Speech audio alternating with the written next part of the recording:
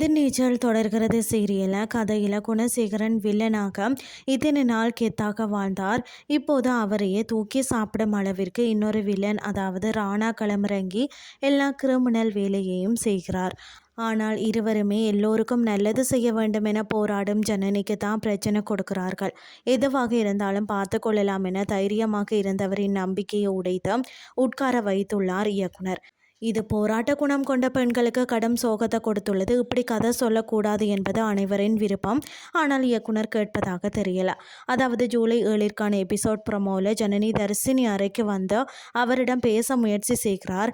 ஆனால் அதற்குள்ள கதிர் ஈஸ்வரியை அழைத்து பிரச்சனை செய்து விட்டார். ஈஸ்வரி, நான் அவளின் அம்மா கூறுகிறேன், யாரும் அவளிடம் பேசக்கூடாது, போய்விடுங்கள் என்று சொல்கிறார். அதை கேட்டு ஜனனி மிகவும் கஷ்டப்படுகிறார். இன்னொரு பக்கம் கதிர் இப்போதே பொண்டாட்டி சொன்னதை கேட்கிறார்.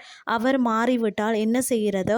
உங்கள் சொத்தை பத்திரமாக பார்த்து கொள்ளக்கூடியவரை நீங்கள் வேகமாக தேர்வு செய்யுங்கள் என ராணா சொல்கிறார். இதனால் குணசேகரன் தனது சொத்தின் பவரை ராணாவிற்கு கொடுப்பதாக கூற கதிர் மற்றும் ஞானம் செம ஷோக் ஆகிறார்கள்.